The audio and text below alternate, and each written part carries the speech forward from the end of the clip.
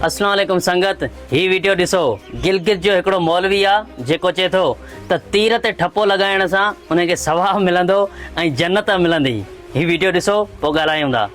रसूलुल्लाह सल्लल्लाहु अलैहि वसल्लम ने फरमाया, अल्लाह ताला एक तीर की वजह से 3 आदमियों को जन्नत में दाखिल करेगा। किताब को वोट देने में सवाब मिलता है तो तीर को वोट देने में भी सवाब मिलता है,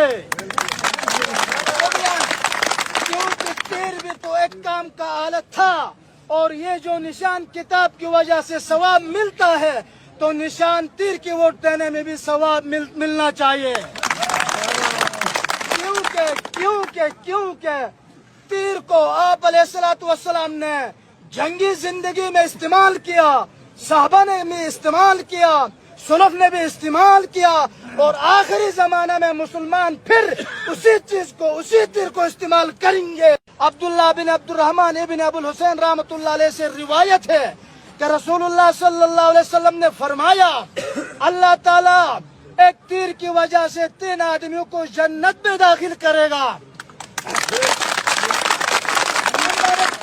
तीर बनाने वाला को, जो बनाते वक्त सवाब के लिए रखता हो, नंबर 2 तीरंदाज को, नंबर 3 और तीर देने वालों को। समझदारी किताब को मसुड़ संगति तव्हां वीडियो ॾिठो। हाणे ही चए थो त तव्हांखे जन्नत मिलंदी ऐं सवाबु मिलंदो। हाणे तीर ही को करबला वारो तीर आहे या इमाम हुसैन अलैहिस्सलाम जे पासे जेके माण्हू पए विढ़िया, जेके यज़ीद खे पए तीर हयनि या काफ़रनि खे पए तीर हयनि, को उन्हनि तीरनि मां ही तीर आहे या सवाबु मिलंदो, या जंगे गदीर जो आहे या जंगे खंदक या ओहद या हुनैन या कहिड़ी बि जंग जेका इस्लाम जी जंग थी आहे काफ़रनि जे ख़िलाफ़, त ही को मुसलमाननि जे तरफ़ां तीर आहे जो उन ते हीअं ठपो हणण सां ई उनखे जन्नत मिलंदी। यार ही वीडियो ॿुधी सच पुछो त खिल बि अचे थी ऐं इबरत मूंखे वठे थी त अहिड़ा मौलवी जो ईअं फतवाऊं ॾींदा। पीपीए वारनि छॾियो छा आहे सिंध में छा, पर पूरे पाकिस्तान खे लुटे ख़तमु करे छॾियो अथनि।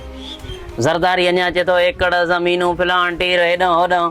असां उन ॻाल्हि ते हिकिड़ो वीडियो बि ठाहियो हुयो त 50 एकड़ साल में ज़मीन कमाईंदी। हाणे असां सोचियो आहे त हूअं त कोन कमाए सघंदी, पर इहो ज़रदारी जेको आहे माण्हुनि जूं ज़मीनूं खपराईंदो। पोइ चवंदो त 50 एकड़ वाक़ई मूं ईअं पई चयो त 50 एकड़ ज़मीन इन जे हिसाब सां कमाईंदो, खपाए बसि ख़तमु करे छॾियो। अहिड़ा मौलवी जो अहिड़ियूं फतवाऊं ॾींदा त पोइ त माण्हू होश खां निकिरी वेंदा। अॻु ई पीपीए वारनि का शइ कोन छॾी आहे। त महिरबानी करे हिननि वीडियो खे घणो प्रोमोट बि न कजो ऐं ही वीडियो पूरो ॾिसी ऐं पंहिंजी राय ज़रूरु ॾिजो। महिरबानी।